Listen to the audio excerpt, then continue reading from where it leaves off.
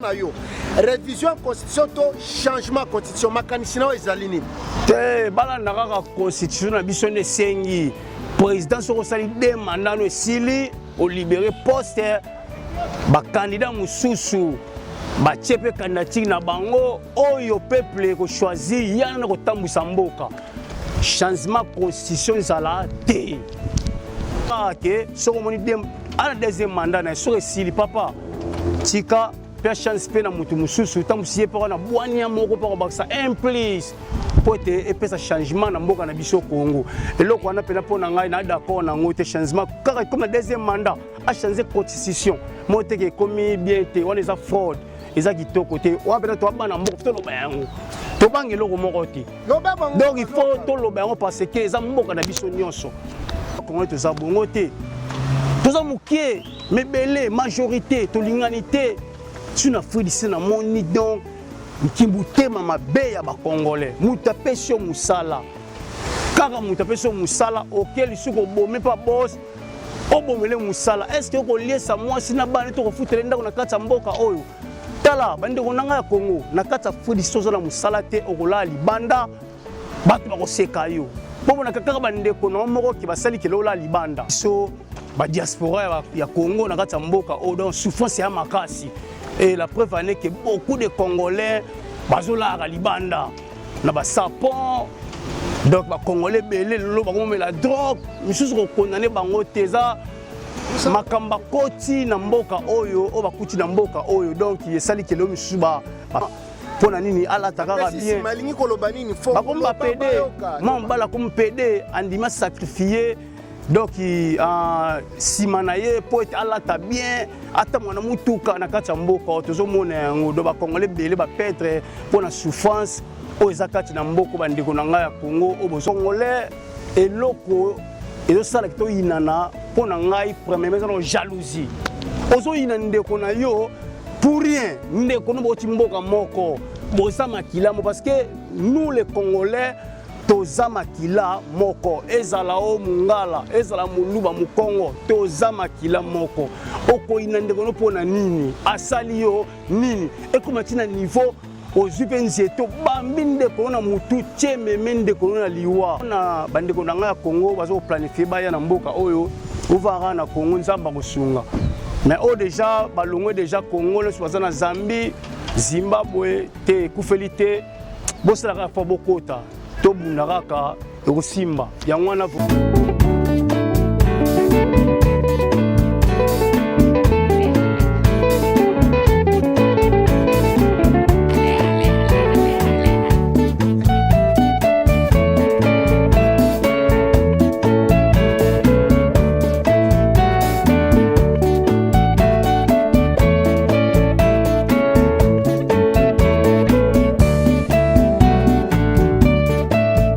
Congolais et loko et ça la kito inana pour na ngai premier maison jalousie ozo inande ko na yo pour rien ndeko no boti mboka moko boza makila mo parce que nous les Congolais toza makila moko ezala o mungala ezala muluba mukongo toza makila moko oko inande ko no pona nini asali yo nini et comme tina niveau ozupenzi to bambinde ko na mutu cheme mende ko na liwa tala vraiment loko wana yango moni pe longa no bake même pour mboka na biso Congo bongeza mo passe parce que ba diaspora ya libanda to linganité surtout Afrique d'ici to zata na bolinga ta muketi ata muketi donc ndeko na souffrir mais yazo encourager à souffrir azinda akufa kutu mais pas Nigérien to mona ngote Nigérien ko linga jamais amona ndeko na la libanda akosala tout de façon à longoler na bana balabala après c'était loko moko pone sungaye akepe liboso mais biso Congo to za bongo te toza mukie mebele majorité to linganité si na fridisi na moni donc kimbuté mama be ya ba congolais mutapesio musala kaka mutapesio musala auquel suko bomé pas boss obomele musala est-ce que ko liesa moi sina bana to ko futele ndako na kata mboka oyo tala bande ko nanga ya Congo na kata fridisi to na musala te okola libanda batu ba ko seka yo bobo na kaka bande ko na moko ki basali ke lola libanda donc ça passe Congolais diaspora ya Afrique du Sud soit congolais to linga na biso te bolingo ya mona ba congolais muso mo kima na bango omona tana matanga amwana nete donc avant da koto na ye a sala foyer na ye parce que monique donc ma trop kaka pona ba congolais na kati ya mboka o donc mawa mingi pona ba congolais na kati ya mboka oyo selon moi na mboka ba congolais balingani te mawa trop nani pona jalousie motema mabe mawa trop le grand journaliste mawa trop nyonso zoloba mwana mboka parce que concerne no kopesa na ba congolais o baza na mboka bazo planifier baya awa baya to baya te na ba biloko ya koina na ba congolais bon pona ngai vraiment concerne kopesa nabi ke mboka na biso passe za makasi même ba mboka mususu ya monde o eza na souffrance mokokuta congolais au moins que tina ba mboka au Malawi o baza ko na souffrance mais congolais za kuna abimi pona ni parce que souffrance eza na mboka donc pona ngai concerne kopesa bino bandeko na nga ba congolais o bolungo ya na kati ya mboka oyo o bozo planifier ko ya ba pona ngai fa boya te mais o baza na nzela baya kaka mais o bazo planifier ba ya na Fulisibat parce que mboka oyo eza pasi parce que misato salaka na mboka oyo na ebisa yo okota 2 jours 3 jours na musala mona kata famille na oto toujours na musala parce que oluka ko bunda ozo gaspiller énergie pona kaka donc eloko moko malamu ekota ta na compte bancaire na yo donc pona ngai bandeko na ngai ya Congo o bozo planifier bwana mboka oyo botikaka na Congo nzamba osunga biso un jour a revisiter mboka na biso parce que biso moko to mona posto bima na mboka o mais o bima ndende za kwa batio na munoko ngando eko mi passe pour nous parce que a faut ici na Congo sur la musique parce que famille to tika na Congo kuna babi ke ya na biso noko na biso papa leki na biso abeti 10 la kata Afrique du Sud ko yeka maboko pamba ba oseka yo valeur nous a parce que ba ebité ba réalité zo na mboka oyo donc pona bandeko na nga ya Congo bazo planifier ba ya na mboka oyo ovara na Congo nzamba kosunga mais au déjà balongwe déjà Congo le soza na Zambie Zimbabwe te kufelite bosala ka fa bokota to bundaka ko simba ya ngwana vraiment les grands journalistes le conseil ngo pesa pour nous soba congolais na banzi bo comprendre conseil zali conseil motu ya malamu makasi ko utepa ya mwana mboka mais mwana mboka tozokene na suka mbula yebisa biso na message nino ko pesa na ba mama na biso ba papa na biso bandeko na biso ya est ya République démocratique du Congo o basali ba victime ya guerre agression ezali imposée par na biso par Rwanda na Uganda na ba voisins mususu bazo violer ba mama na biso bazo boma bana na biso bazo violer basi na biso bandeko na biso abasi bazo kata mitu na papa na biso na bana na biso message nino kopesa na bango na mao baza nango ba victime ya agression message nino kopesa na bango bazoka yo bon premièrement mes condoléances na ba famille nyonso o babungisi bandeko na bango na kati ya mboka na biso na est donc eza participer mawa vraiment ba mes condoléances na ngai donc beaucoup de tristesse tant on talaka au moins ndenge bazo violer basi nanko bazo kata ba machette bazo boma vraiment na éviter gouvernement ya Congo bokota na likambo yo hein président Félix Tshisekedi mwana mboka papa nina kolinga ke azana bane 10 bango so basila ekosalo ndenge nini ekosalo kitoko te président Téléma tolingi ete atana année prochaine tout le monde a que changement que guerre peut diminuer parce que bato bazobomana bazali bana na yo okolinga jamais neve na yo nièce na yo akufa kaka bona guerre montre ça kitoko te parce que na bi ke bato babungisa biso na baleki biso na makasi te soki lelo président Téléma lobby armée congolais et le sala mapé guerre wana ko sila donc ba famille a éprouvé na guerre est vraiment courage pour ngai nazana lika que un jour nzamba ko visiter mboka na biso Congo souffrance tozomona ekozali souti président Tshisekedi na bi ke kozano wana na poste nzambe mtatie yo mais ko banga mutu te zalo ko président ba Kadhafi zalo ko président mususu ba Téléma pote mboka na ezala malamu Vous avez vu, Congo Zamboka moko munene, jamais pas ba diviser to, ba coloniser territoire moko boya Congo. Moi te pesa te. Et puis ça kitoko te, tant biso na mboka wa patola na, et puis so makasi na courage azonga mboka kuto ezati. Parce que bato bazako na souffrir. To zonga sundengeni. Vraiment pour en décembre to kende famille bosa na courage, bo peut-être likate. O salami tebi ke liboso ma magitoko ezali. Conseil na kopesa pena ngwana gouvernement congolais tozala uni botano ba poche na binote. Botala population ils ont souffert.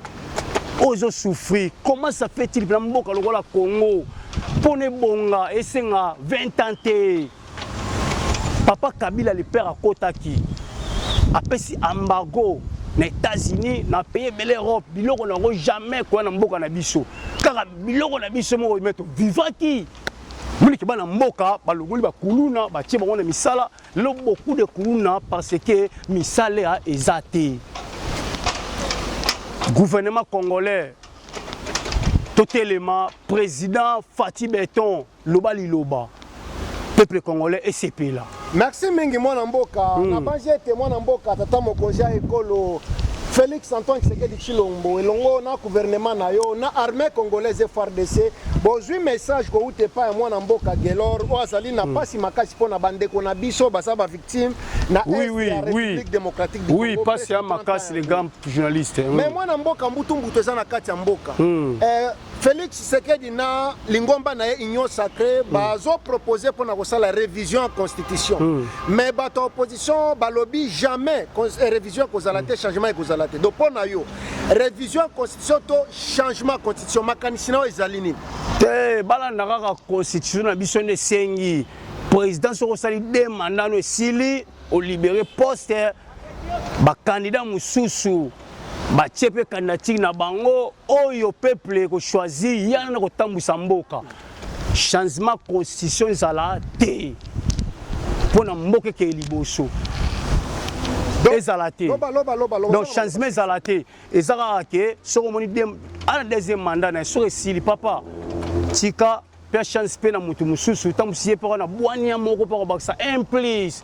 pote epesa changement na mboka na biso Congo eloko wana pena pona ngai na d'accord na ngote changement kaka comme le deuxième mandat a changé constitution mote ke komi bien te wana eza fraude eza kitoko te wa pena to bana mboka to loba yango to bangi eloko moko te donc il faut to loba yango parce que eza mboka na biso nyonso to mona jamais Zamba pambola Israël hors de sa patrie non Israël bazaki béni toujours na kati ya mboka na bango biso pe peuple congolais malgré toi libanda to pamba matela mboka ya bapaya faut zoka na mboka na biso to pambwama parce que richesse ya makasi to bénéficier pe na richesse na biso pe ya Congo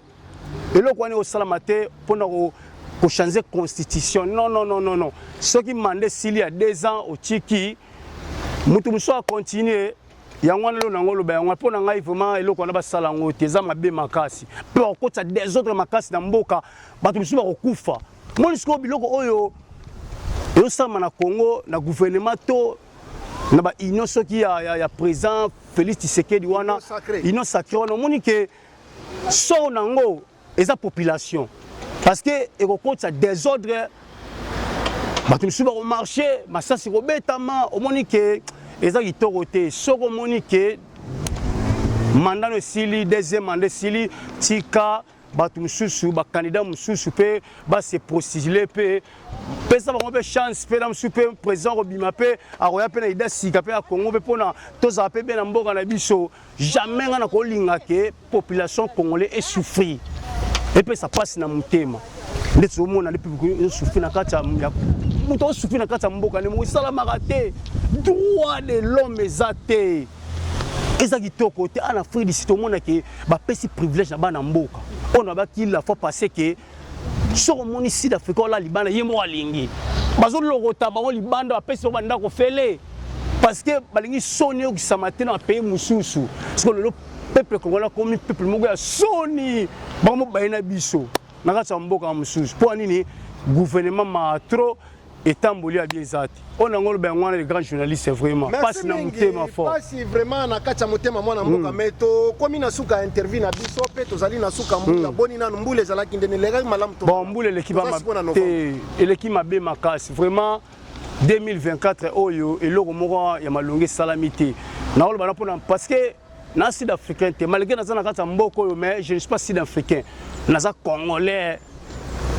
moko ya malonga esalami na Congo ezate même na kati ya mboko moni ke crise penda donc ezada na mwa mona ki bato osimba mbongo meloko ezate donc pona ngai année oyo année moko eza échoué. Merci mingi batata ba mama bandeko ya bolingo bozolanda mwana mboka selon ye année oyo ezali année moko eleki malamu te konteni ya mayauti koloba mais mwana mboka bambote na bayebi yo na Congo to awa to clôturer émission alelo na bato kolkomba la si premièrement na pesi mbote swata na yo na pesi mbote premièrement na mama na ngai Brigitte Bampeledi Kalonji mama na ngai na pesi mbote na bandeko na ngai nyonso baza na Congo baze belé moko cité wa Kombo ezate na pesi mbote na petite sœur nango aza Fali Efete na pesi mbote premièrement pe lisusu na muninga nanga malamu chinois Auguste Simbi Gandozo vous comprendre o ba benge na chinois katakata ye pe naza muninga malamu na tanga pasi atika kingate mingi bazelenga la libanda na souffri mais nzamba toucher motema na ye parce que na so ba plan nzambe et na pesi mbote na ba congolais nyonso tu a monde entier vraiment tous la unis ba congolais ceux qui la population peuple congolais comme unis yebe que changement pe ya Congo parce que d'abord tous un esprit ya corruption bazo corrompre yo pour to sacrifier ndeko na yo otili mboka moko ozondima yango to lingana peuple congolais bambo te belé kaka donc na bino nyonso tinalingaka libota nanga Congo makasi on a ngo ba pene ngwana vraiment merci na yo pe les grands journalistes Patrick vous aurez pas Timanga Tilombo vraiment merci pour être on dimanga na lekation na plateau na pour être na pesi là mais ya mboka na biso Congo. Merci mingi mwana mboka biso nde tozokende na ko remercier mwana mboka pe ko remercier bino ba congolais na bato nyonso tu bazotala biso to balandi biso na mokili mobimba ezala na Europe na Amérique na Afrique na Asie. Merci mingi ndenge mwana mboka uti koloba bolingo tolingana ngana bino na banzi tosuki pona lelo nakoki kosilisa émission te sans toutefois kopesa mbote na Pichu Agwata donc Pichu Mbala ye moto akobalola mai na vinyo donc asa Jésus-Christ mais abalola kamai na mvinyo ya mwana ko na bino nyonso image baluka moko na niveau Kinshasa na bosanité BBC Bilonda na bosanité Dani Chilombo na bosanité Gabriel Chimanga et puis bino nyonso tout na ba na tangité boleke belé soki na lobina tanga tokola lawa merci mingi pe to moneni mbalasima merci mingi moi je vous en prie merci beaucoup merci pesa bango revoir au revoir mbote la bi nalingi pe na profiter pona ko informer bino ete mayangani na Politique TV tozali na ba service ebele tozali ko rendre na bino population congolaise to communauté congolaise ya mokili mobimba kasi mingi ya Afrique du Sud ya Mpumalanga ya Jobour ya Deben ya Port Elizabeth ya bisika nyonso tout c'est-à-dire soki ozali na business na yo osalaka business songolo to pakala to ozana ba activité na yo songolo to pakala ozali na posa to salelo publicité eleka na chaîne na biso mayanga na Politique TV pamba te tozali na audience bato bayeba business na yo pe bameka koya na business na yo contactez biso numéro na biso eza na se wana contactez direction commerciale ya mayanga na Politique TV bakosolola na yo tokosalelo musala ya qualité tokosalelo musala professionnel avec bolingo pe patriotisme nyonso topesi yo musala na yo et soki olingi okende kochango na ba chaîne na yo to bisika songolo to pakala ozali libre et soki olingi to banda ko lekisango na ba émission na biso surtout tozo sala pamba te tozali na audience na ko beta sete okobenga toujours direction commerciale ya manga na Politique TV toko solola et puis makambo ekoleka malamu wana ezali point ya liboso point ya mibale na lingi ko bakisa lisusu boye mayangani na Politique TV maison média tozali pe na département o ezali ko couvrir ba événement na bino nyonso tout ezala ba événement ya esengo ezala ba événement ya mawa tozali wana pona ko accompagner bino na kolela na bino na kosepela na bino tozali wana pona ko accompagner bino soki ozali na matanga ke ozana posa to salelo video to film ya matanga mobimba benga biso toujours direction commerciale toko solola toko ya toko salelo musala ya qualité pe toko peso yango soki ozana posa eleka na chaîne YouTube na biso mayanga na Politique TV toko salango me wana kozala lisolo mususu soki ozali na anniversaire ozali na fête ozali na mariage ozali na biloko nyonso tu ya esengo ke ozana posa etikala na film benga biso tokoya tokosalelo musala ya qualité pe okosepela ndenge nalobaki soki ozana posa eleka na chaîne na biso tokosala bongo me wana kozala lisolo mususu na banzi yete pona lelo na suki awa ezali ba service ya liboso ona elibino pona ko expliquer bino po boyeba ete mayanga na Politique TV et awa pona ko servir bino. Merci mingi pona bolingo na bino boko bana ko s'abonner na chaîne YouTube na biso bo partager ba émission na biso bo like biso tozali bana misala na bino. Nazali Patrick Chimanga tata ya mayangani mwana ya mama Christine Kalanga